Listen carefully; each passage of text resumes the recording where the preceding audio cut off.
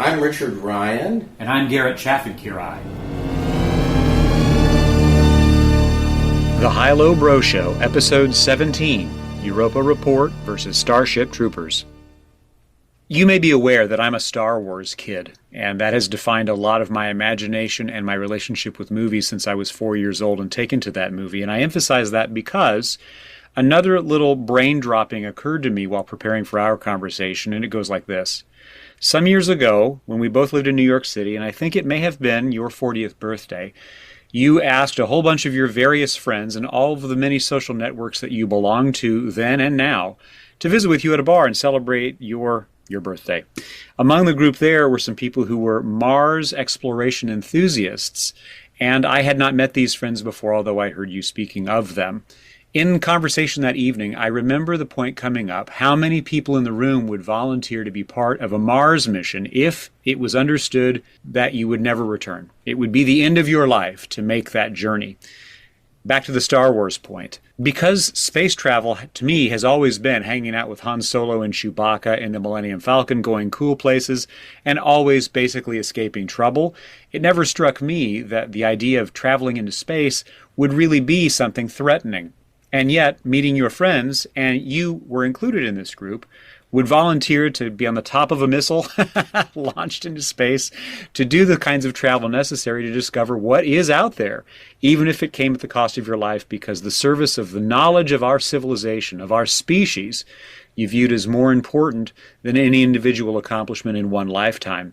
That was real food for thought, and I recall leaving your birthday party, walking around, trying to find my way to the subway, and that thought lingering that my relationship to space writ large was different than that of other people. Where that connects with what we're doing today is considering two different approaches to space travel. The one, very serious-minded and very much like the Mars exploration community you introduced me to through happenstance at your birthday party so many years ago. And then the other is a kind of escapist fantasy silly thing, which is more adjacent to the Star Wars experience that I was expecting, and that is Starship Troopers.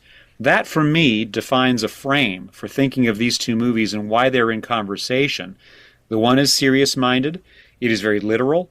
It is attempting to posit that individual lives pale in comparison to the whole of our communitarian ideals of learning more about the world, indeed, the entirety of our galaxy, whereas Starship Troopers is a bunch of good-looking people doing nonsense. Does that land with you?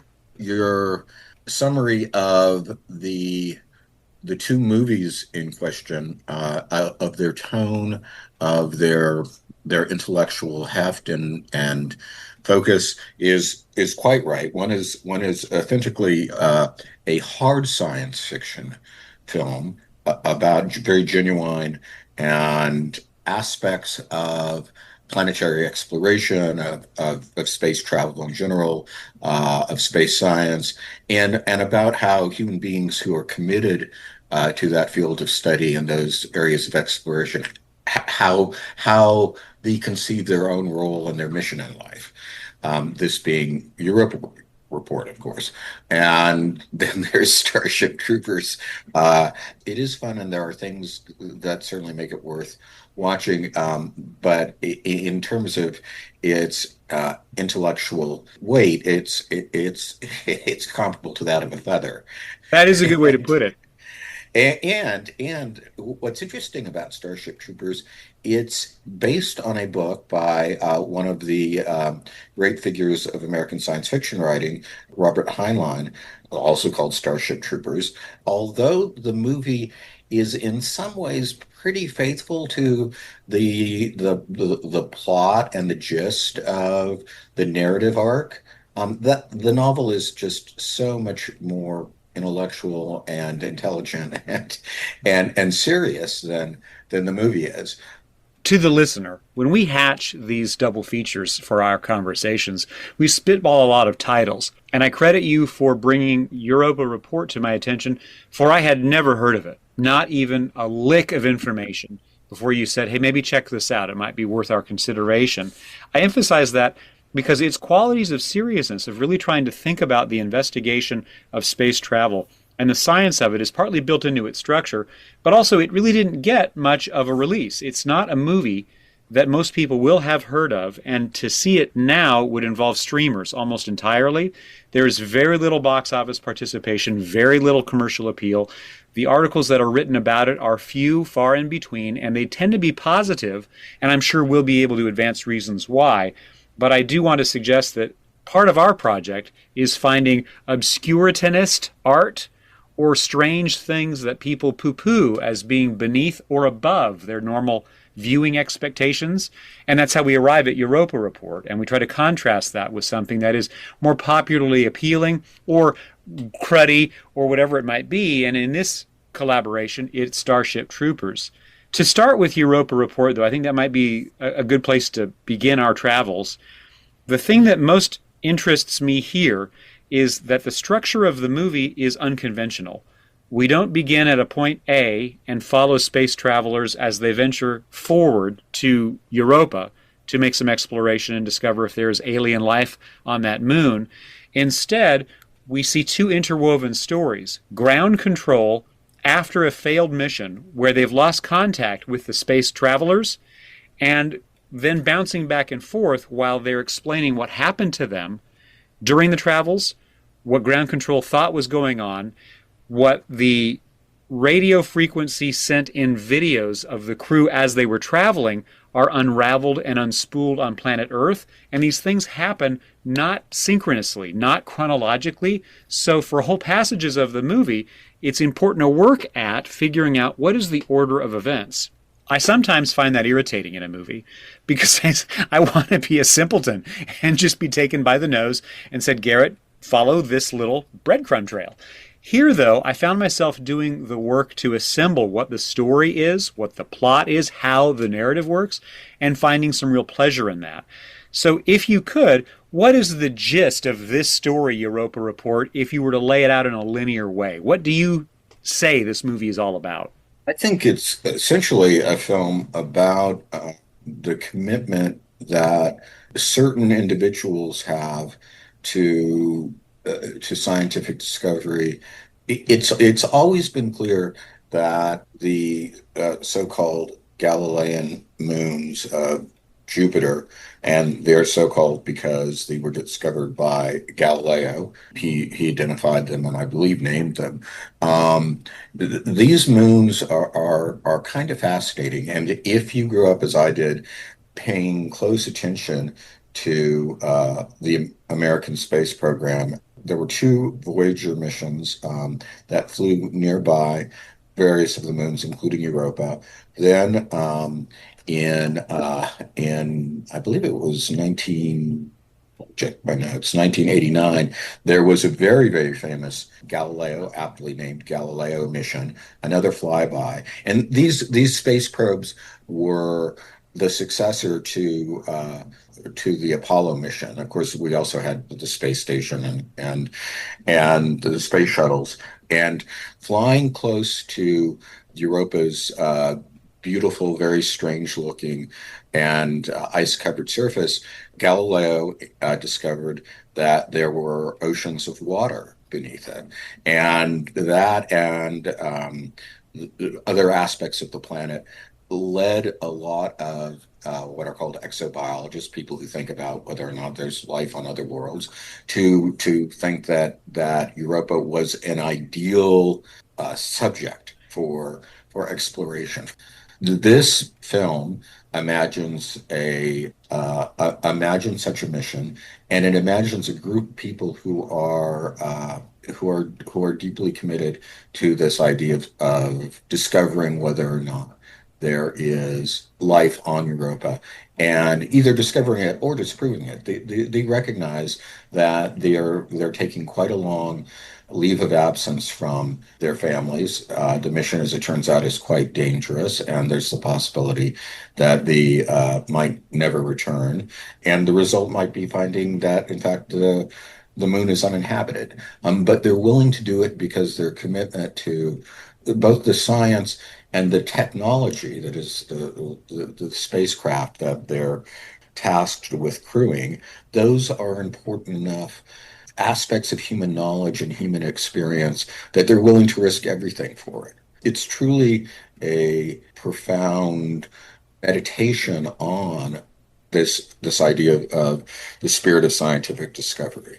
The crew itself is made up of 6 members on board ship. And then we cross that with 3 ground control personalities, all doctors and whatever their subject might be, commenting on what is being learned by the crew as they beam back their radio feed with their video recordings, their sound recordings, their information, their diaries, and the like, both to share with their families what they're up to, but also to explore the issue of traveling through space. The 6 members of the crew are headlined by. Can I just say quickly, and as a follow up to that observation that you just made about the footage of the ground control members, including the director of what's apparently a private foundation that is running the mission. So it's an international crew. It's clearly supposed to be a human effort, not a particular national effort. And it's done in a kind of quasi-documentary found footage sort of style. It very successfully creates meaning Europa Report, by intersplicing footage from actual space missions, the space probes that I was talking about earlier, and these kind of mocked up interviews with the ground control and the directors of the mission. It creates a very realistic and documentary-like quality. There are different physical aspect ratios to the footage that we look at. I think it's correct to say that the ground control, that is the professionalized footage after this mission, while they're trying to reconcile what they've learned and what happened and piece together clues as to the mystery of what finally became of this crew, that footage is very wide, 2.35 to 1, whereas the material the crew themselves are recording, whether it's with handheld work, sort of doing onboard journalism, or in their diary cams and the like, that's narrower, like 1.78 to 1 or so. So the contrast in those two formats, the graininess of the different digital video formats that are being used also play a role. A significant amount of time-lapse footage shows up in the course of this piece, and there's the sense of surveillance, because on board ship there are many vantages with built-in cameras constantly surveilling different components of the onboard environments, whether it's the dining room while they eat, whether it's the transformed dining room into an exercise facility, whether it's the lab area, where it's the portal where they actually exit the spacecraft to explore and do repairs on the ship itself, and so on. We have all of these vantage points, which are relatively fixed, and we also have, I think the character is James Corrigan, played by Charlton Copley. He is probably the most skillful and also most engaging character in the crew, but none of the other actors at all. None of them are embarrassing. None of them are awkwardly amateurish. They give decent performances. They're not kind of flat and as charisma free as the astronauts notoriously in Kubrick's 2001. You actually find their hopes and their fears and their passion for the mission very engaging. But they don't overplay it, and it's really not. It's not a. We could say about the film that it's not a film about character. It really is about the underlying science and the concept of scientific exploration, and that's mainly, I think, why the film is so engaging. For a while, the footage of the crew launched into space, everything's going swimmingly. They're just like on the longest RV trip in the history of the world, and it plays like it's fun. But then things begin to break down. Equipment failures. The tension of the film, or its let's say its aspects as a thriller, are initiated by a massive solar flare that knocks out their communication, and so that sets it in motion, because what you realize is that the footage that we're watching, the retrospective footage of the directors and ground control of the mission talking about the fate of the crew and its mission. The reason why they don't know anything, any of these contemporaneous events during the course of the mission, is because their communication is knocked out, and all that folks back on Earth who are following the mission can do is wait for communication to be restored, which it is in the very last moments of the film, and hence all this found footage, which is used to assemble the story that we see. To that end, the conclusion of the movie, and here's the big spoiler, they find life on Europa under the ice, but at great cost. Every crew member dies, and the final survivor, Rosa Dask, played by Anna Maria Marinka, who we saw in Fury, she manages to create the connection necessary to throw an uplink back to Earth and send all of their footage, whatever number of terabytes of material that may be, and power up one last bolt of communication, and that concludes the mission, her life, and presumably the alien being meets her, overtakes her, or else she simply succumbs to the hostile environment of Europa that crushes their spacecraft. And all of that is done sequentially as various members of the crew have to give up the ghost to enable the mission to continue. That's one of the things that I think was enjoyable in this. It's not the fanfare we might suppose from other space-related movies where people do go out to a glorious end to save their comrades and they're widely celebrated. Here, the thought bubble goes to a silly movie like Deep Impact or Armageddon, where every time somebody succumbs to the problems of the journey, there's an Aerosmith song to score their death. Here, it's very mechanical and directly related to what they're facing. One crew member is caught out of the ship trying to do repairs and realizes if he lets himself float off into space, he can save his companion, and so he does so. It's poignant that way.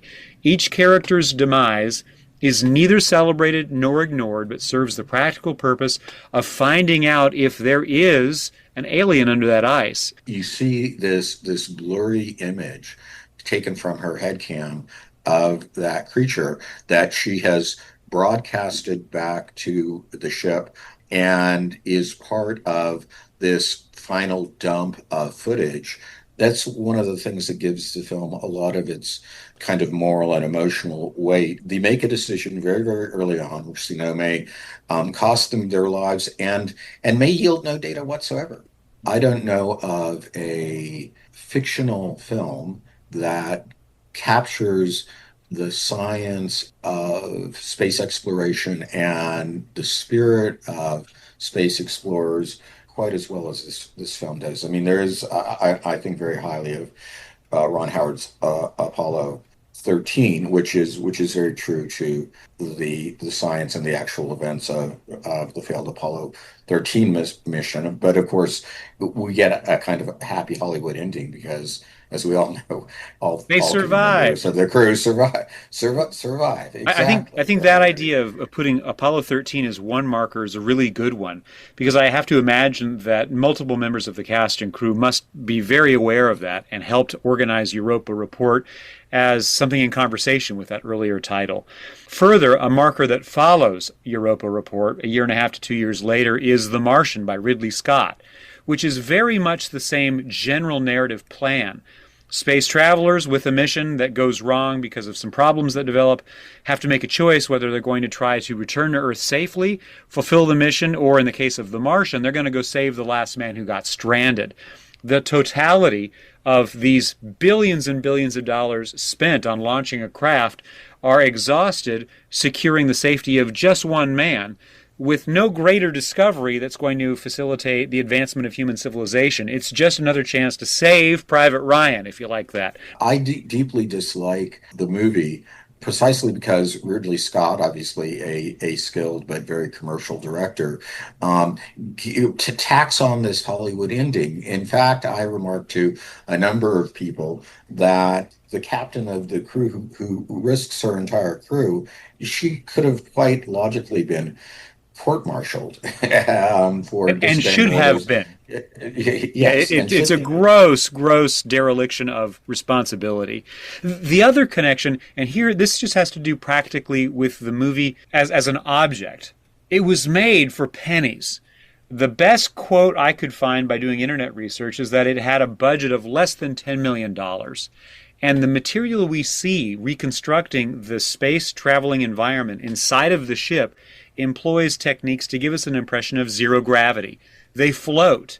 There are spacewalks. There are all kinds of tools and technologies that, for me, signal this is high science, this is true-ish material.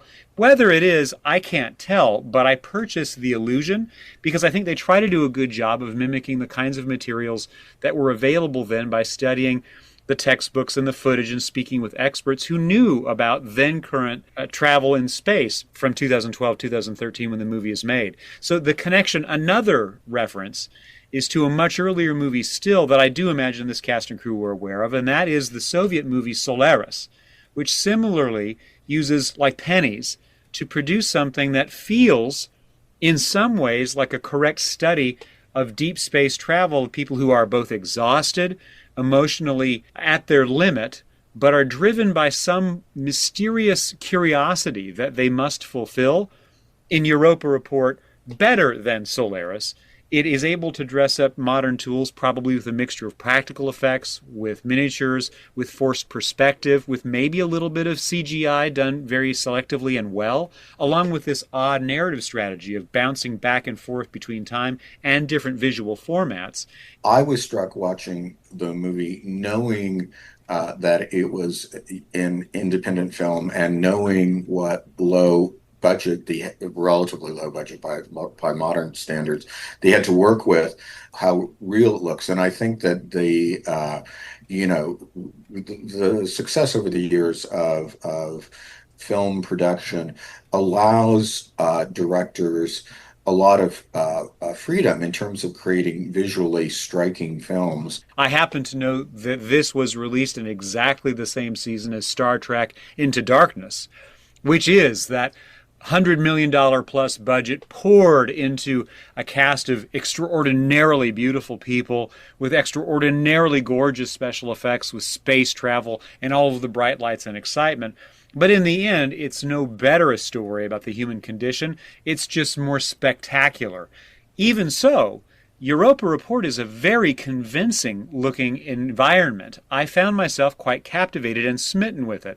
And while the cast doesn't even number a dozen people, that was one way to restrict costs, and they were probably shooting this in small warehouse spaces very selectively directed by the director, Sebastian Cordero, the specificity of letting this multi-ethnic, multiracial crew be honed in on their task and not given over to these lengthy monologues or these silly heroic gestures that involve saving the entire universe. They simply want to know what's under the ice. And of course, the movie does pay off by giving us a sample of that imagery, which for me, being the dork that I am, I thought of the abyss.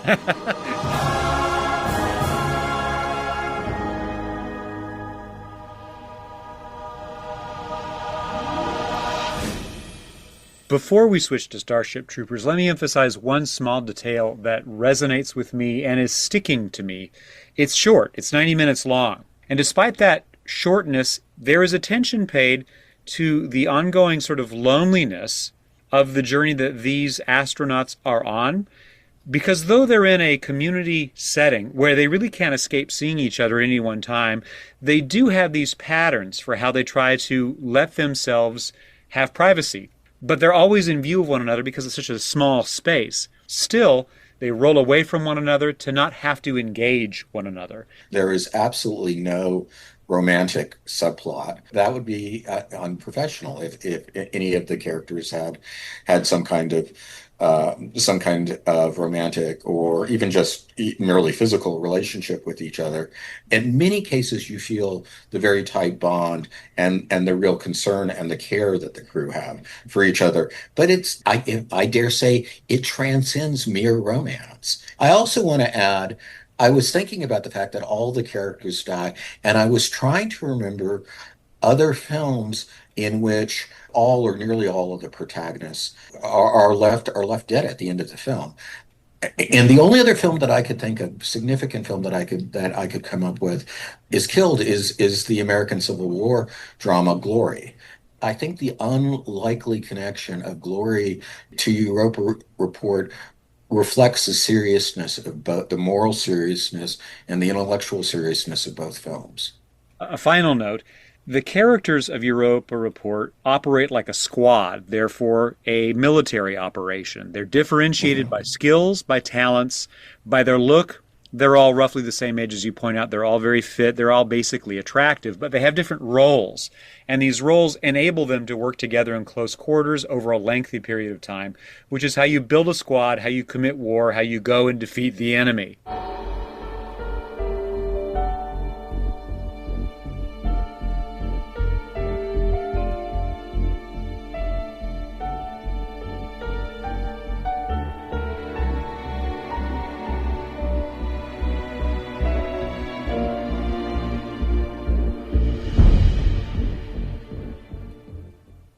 I have a very specific recollection of Starship Troopers and its release because I played hooky from work and called in sick just so I could go to the show. It was a Friday in November 1997, and I took myself out of circulation so I could go get a snack and get my Hershey Kisses all in order and go see Starship Troopers. I had been excited about it all summer and into the early fall, and it struck me as the right way to spend my time. When I saw it, I was so smitten. I thought it was just terrific. And I think I saw it on home video when it was released early in 1998 and probably another time a few years after that. From that point to our conversation, I had not seen it again. And so Starship Troopers was behind this rather benign glow of satisfaction and nostalgia in Garrett's brain machine. So I can report that as time has passed, my reaction to it is dimming. It's still a goof and it has some satisfying passages, but the excesses and the satire I thought were so sharp back when I was in my 20s, seeing it in 1997, are no longer so sharp and so interesting when I watch it today, now that I'm in my 50s. But the gist of the movie's story is that we're in a future Earth where there is contact between our planet and other planets. But specifically, there is a planet way off in the distance that has an insect-like native species that has committed to total war with humankind. In this future world, the highest standard that a person can achieve is to become a citizen, which means military service. And military service takes a couple of different strata. Your grunt level, you are meat. You are a machine for carrying a weapon and blowing things up. You are a pilot that transports people everywhere, or you have some specialized intelligence capability that's useful for figuring out what the insect species, which is called the bugs, what they're all about, so you can defeat them. Our point of view character is a beautiful young man named Casper Van Dien, a high school athlete with a seemingly bright future that his parents support, but he doesn't want to go off and become a lawyer and a non-citizen. He wants to enlist.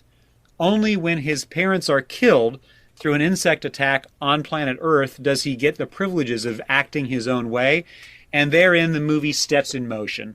He becomes one of these grunt mobile infantry soldiers who will eventually go fight the insects hand to hand.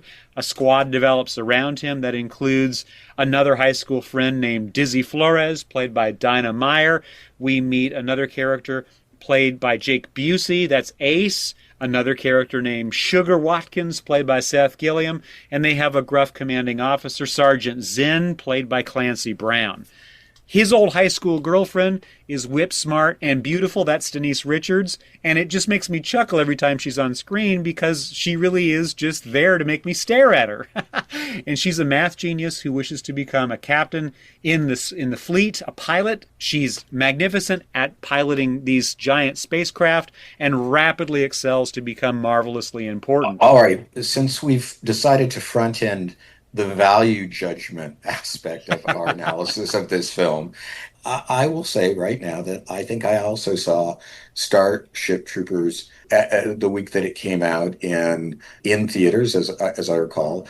I'm a little bit older than you, and so perhaps I'll give myself credit for having slightly more developed taste. But I thought the film was mildly amusing and had a few moments in it, but was fairly ridiculous. Having rewatched it all these years later, I actually I do take a certain guilty pleasure in it. For our devoted listeners out there, all 6 or 7 of you, Starship Troopers, if you haven't seen it, is definitely a movie I think that's worth watching for sheer entertainment value. The filmmaker here is Paul Verhoeven, who Of was course. known for many years before this and since as being a person willing to find the envelope of limitation within mainstream entertainment, mainstream movies, and find that line of taste and then purposefully just assault it. And that's a good way to put it. So, what makes this movie enjoyable to think about what he was attempting to do in the late 1990s is mount a straight on assault on authoritarian tendencies and make fun of it in a satire of then new web-based journalism and internet technologies that were almost instantaneously making us aware of things happening very, very far away, but then the ability of a state, whether a federal state, a nation state, a global state, to surveil all of the people inside of its borders, and how gooey and strange that is. And it does that at the same time that it pushes the limits of violence.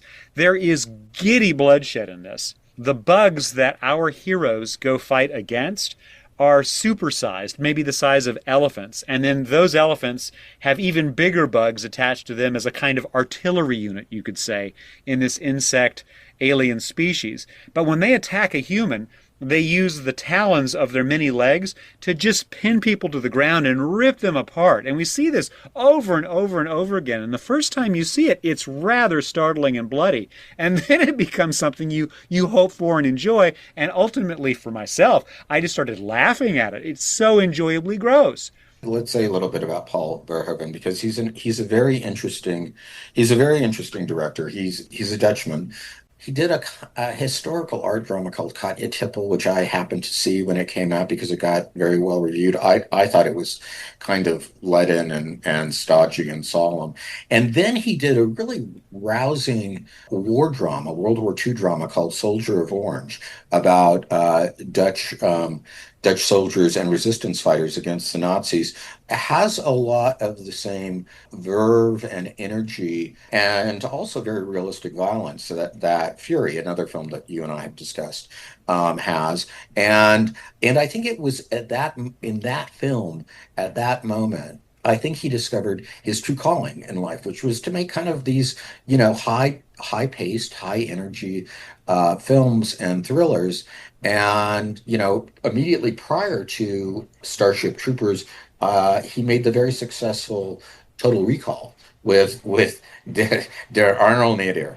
And that also And was a giddy exploration of excessive violence that really thrilled some people. I remember seeing that. And then also a sort of moral majority, like, that's terrible. We shouldn't let the youth see it. It's dreadful and a waste of our energies and so on. He's been doing that for a long, long time. goes on after Starship Troopers to make the incredibly successful and deeply trashy and tawdry Basic Instinct. After Total Recall, before Starship Troopers. He is perhaps most notorious for Showgirls. Must be weird not having anybody come on you. The text I turn to whenever I think of Verhoeven, it was the first time I ever read that name on a screen, it was going to see RoboCop.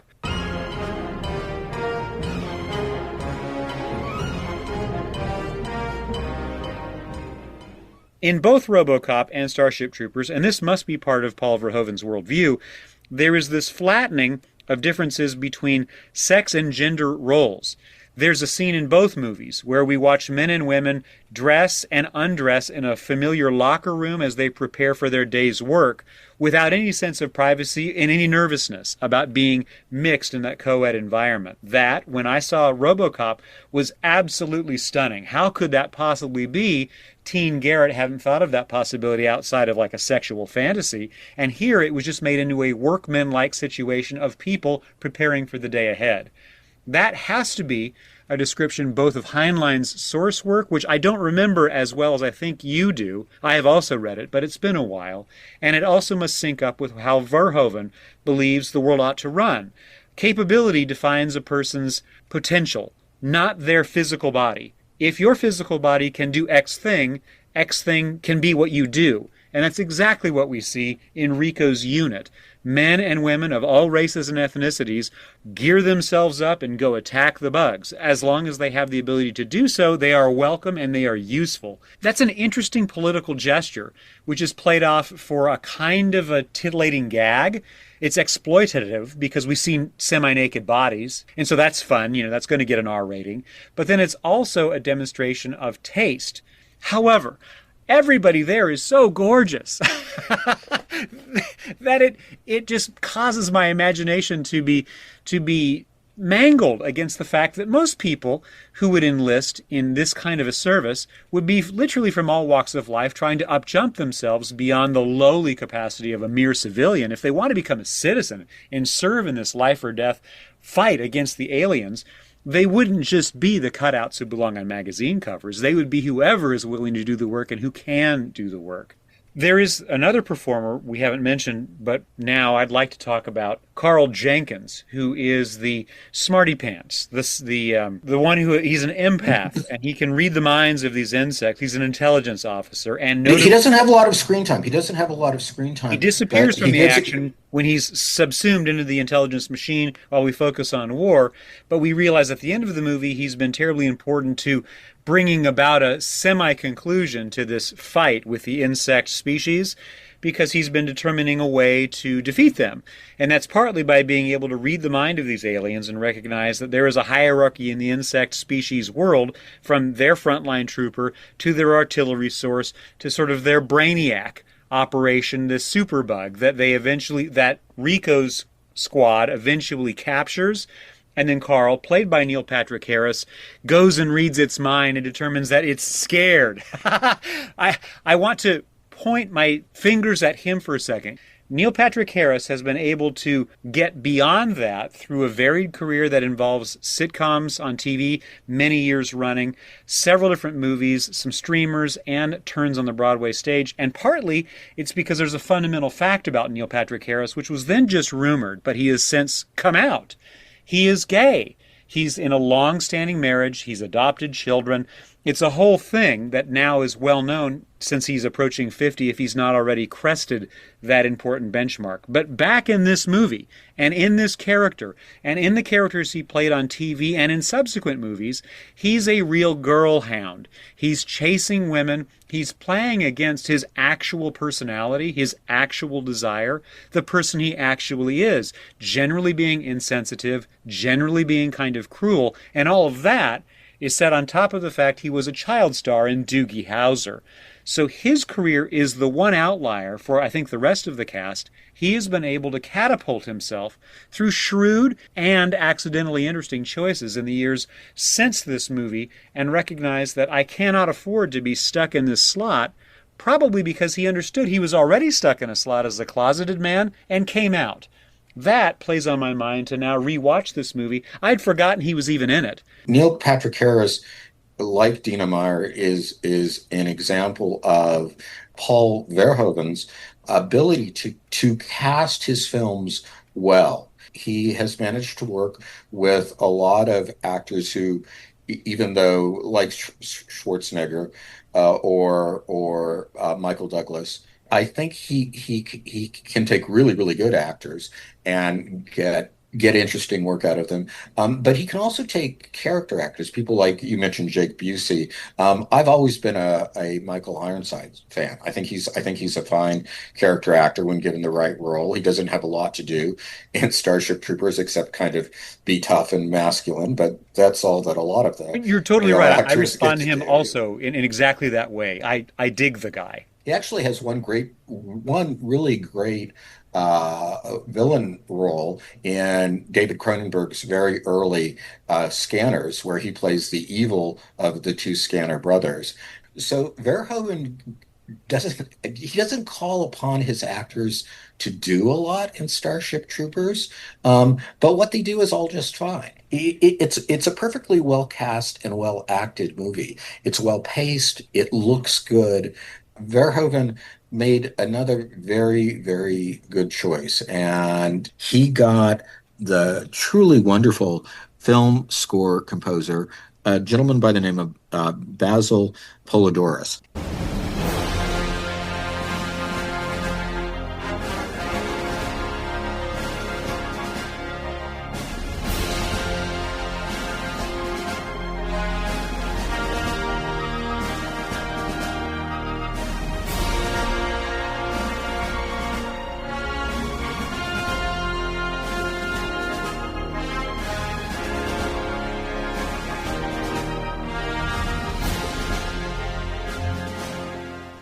He had done the score for RoboCop, so Verhoeven had worked with him prior to Starship Troopers. And one of the things that I noticed in this second watching Starship Troopers, when I was looking at it in a more analytic and scholarly fashion, was how lovely the score is and how it gets this what's essentially a rather brutal and violent film. It gives it this kind of this Walt Disney-esque like bounce.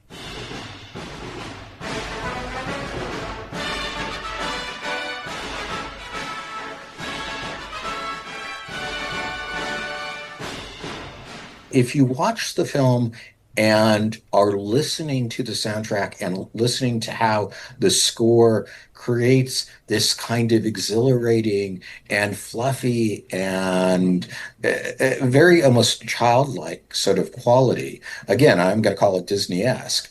It's both fascinating and it shows you how much musical scores can affect your feelings about a film. The score for Starship Troopers was so well regarded that in 2016 there was a deluxe 2-disc edition of it released that included things that were left out of the original score, that included retakes and extended versions.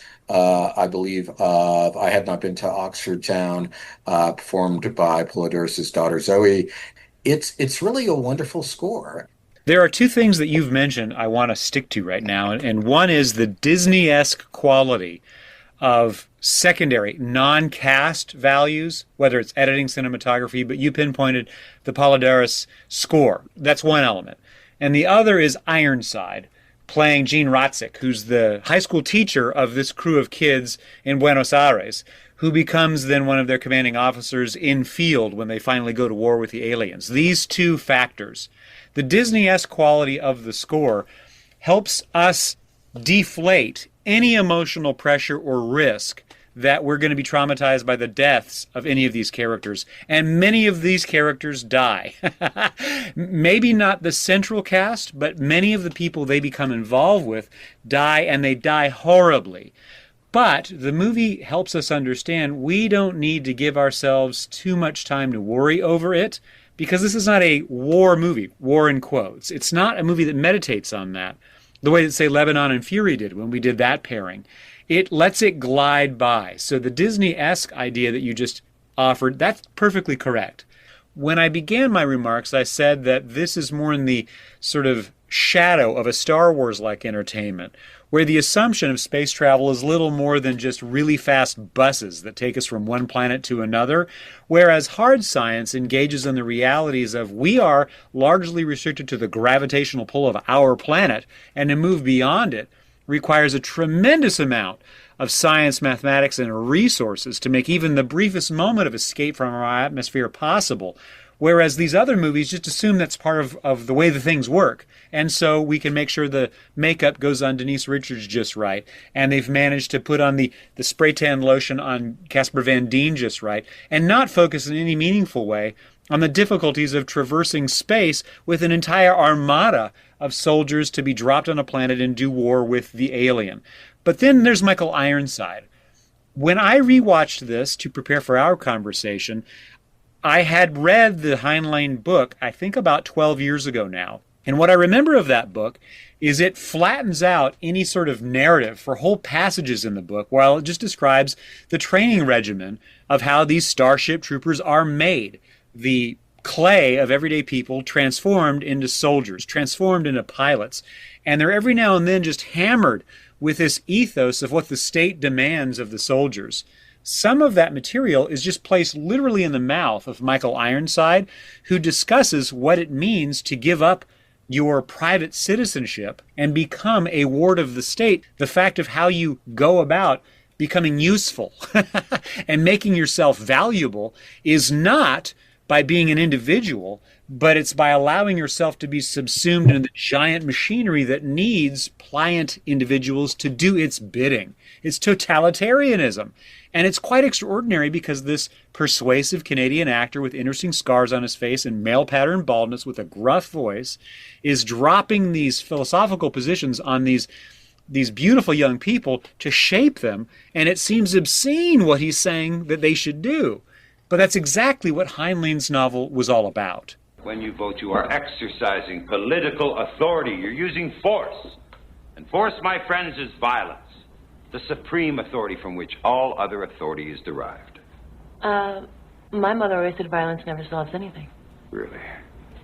I wonder what the city fathers of Hiroshima would say about that. You. They probably wouldn't say anything. Hiroshima was destroyed. Correct. Naked force has resolved more issues throughout history than any other factor. Heinlein wrote the book in 1959 in a few weeks, which was apparently his incredibly fast and efficient writing style. And it was meant to be part of a series of juvenile science fiction works. It was actually intended to reach a kind of, I guess, late teens audience. And it was specifically meant to encourage them to think about serving their country in a military capacity. Heinlein's politics, which have remained the subject of debate for many, many years, both during his storied career and since his death, were complicated. I think of him as kind of a libertarian nationalist, meaning that he was in favor of a high amount of civil liberties. He seems to have been one of the first major science fiction writers who really regarded women as co-equal in almost every respect with men. He clearly had a kind of free love and hedonistic approach to the day-to-day business of living. His book right after Starship Troopers is The Completely Unexpected Stranger in a Strange Land, which among other things, espouses polyamory and free love, and became sort of a fundamental text of the 60s counterculture. And so the fact that his 1959, the final work of, let's call it his early period, is basically an ode to military virtue and the importance of being willing to defend your country and your freedoms at any cost. It reads these days as extremely conservative, nationalistic. Some critics have even called the book openly fascist. In Starship Troopers, the book, Heinlein does two things very well.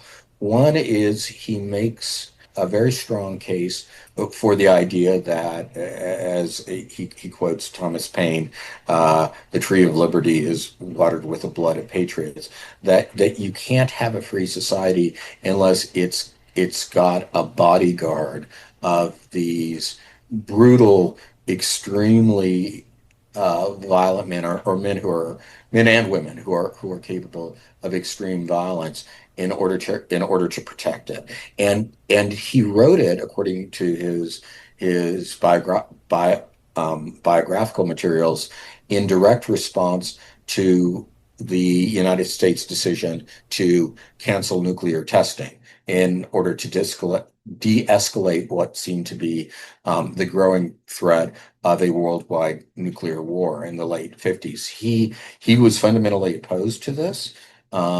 He believed in what we would now call military deterrence, meaning having a strong military to fight the enemy. And of course, a lot of people at the time who read the book compared the fight between humans gathered under a worldwide federation, and the bugs or the insects or whatever you call them.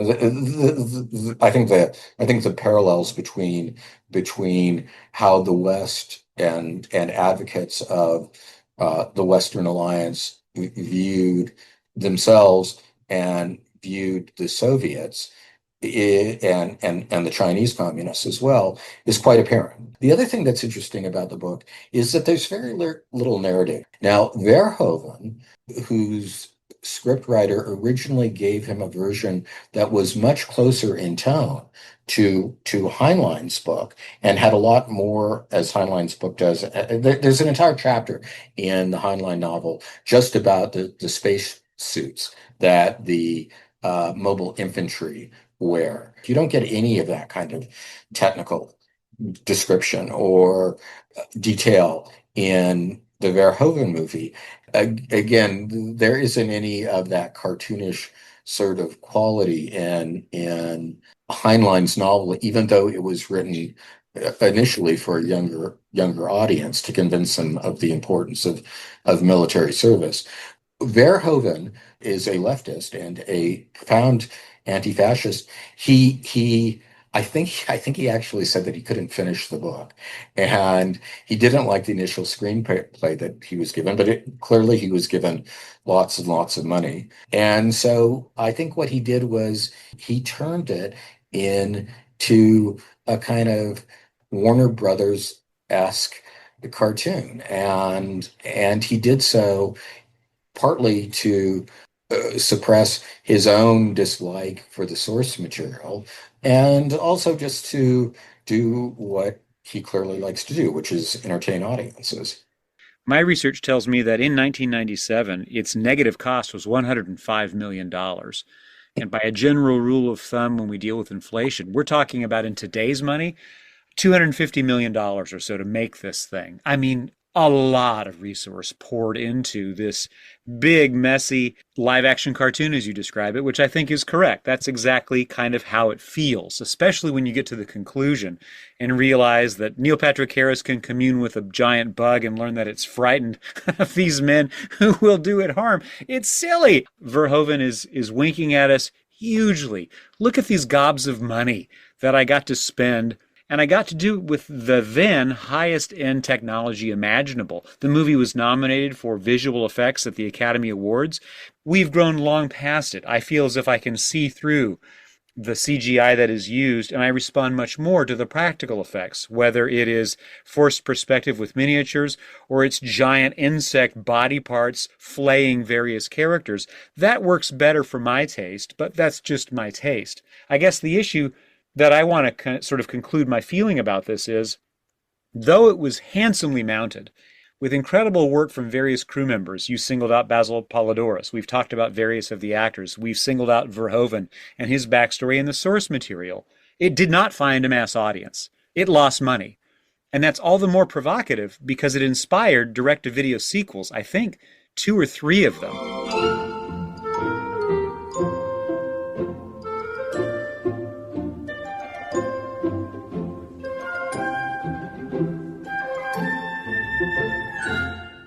In Europa Report, while these astronauts know they're headed towards the moon Europa, where they might meet their end, in fact, they're likely to meet an end, and potentially an extraterrestrial, they're doing so with their arms open because the discovery seems such a good idea.